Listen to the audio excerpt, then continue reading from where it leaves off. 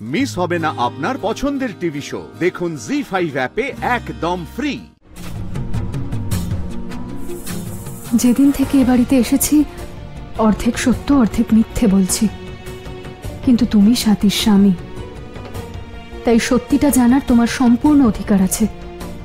স্বাতী পুরোপুরি মারাও যায়নি, আবার পুরোপুরি বেঁচেও নেই, কিন্তু তুমি চাইলে বেঁচে উঠতেও পারে। এসব কি ভুলভাল বলে যাচ্ছ? এমন কি করে হতে পারে? কেন ভুলে গেলে? তুমিও তো হাসপাতালেই ছিলে এরকম অবস্থাতেই। জীবন আর মৃত্যুর মধ্যখানে ছিলে তুমি। তখন স্বাতী তোমার জন্য ব্রত পালন করেছিল, আর এটাই সত্যি, সেই ব্রতর প্রভাবেই তুমি সুস্থ হয়েছিলে। এবার তুমিও তোমার স্ত্রীর জন্য একটা ব্রত পালন করো ইন্দ্র, যদি ও বেঁচে যায়। ওর সঙ্গে আমার কোনো সম্পর্ক নেই। এতটুকুও নেই যে ওর মৃত্যুতে তুমি কষ্ট পাবে?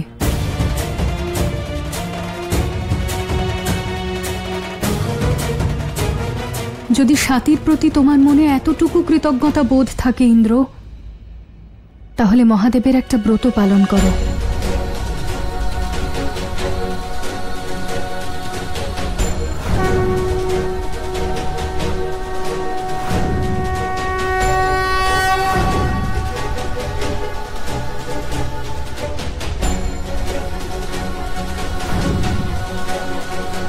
তুমি জানো না, তোমাকে সুস্থ করে তোলার জন্য স্বাতী 16 সোমবারের ব্রত রেখেছিল, তাই ওর জন্য তুমি একবার ব্রত পালন করো।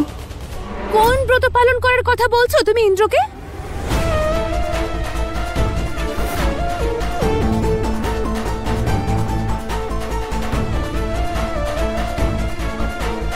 আর তাও আবার এই অবস্থা। আর এমনিতেও ইন্দ্র তোমার কথা কেন শুনবে? তোমাকে বোঝানোর সাধ্য আমার নেই, তবে আশা করছি ইন্দ্র বুঝতে পারবে।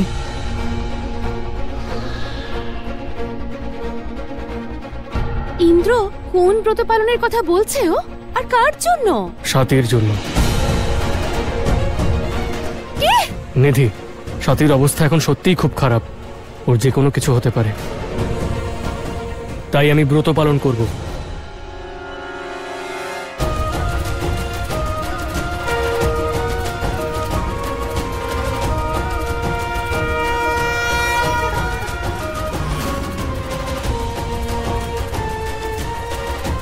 ইন্দ্র, তুমি ব্রত পালন করবে? বলো কি করতে হবে আমাকে। দেখো, এই অবস্থায় আমি খুব বেশি কিছু তো করতে পারবো না, কিন্তু যতটা পারবো আমি নিশ্চয়ই করব।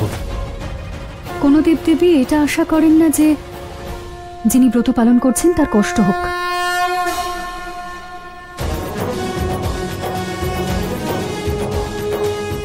দেবী সন্তোষী, এখানে আসার অনেকগুলো উদ্দেশ্যের মধ্যে আজ একটা উদ্দেশ্য পূর্ণ করলাম আমি।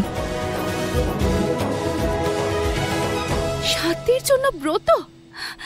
স্বাতীর জন্য ব্রত করবে? স্বাতীর জন্য ব্রত করবে তুমি? শেষ করে দিয়েছো তুমি আমার জীবনটাকে, শেষ। আই নো তুমি এখনো স্বাতীকেই ভালোবাসো, সেই কারণেই তোর জন্য ব্রত করবে বলছো, কিন্তু আমি এটা কিছুতেই হতে দেব না, কিছুতেই না। জি5 ডাউনলোড করুন আর সব এপিসোড দেখুন একদম ফ্রি।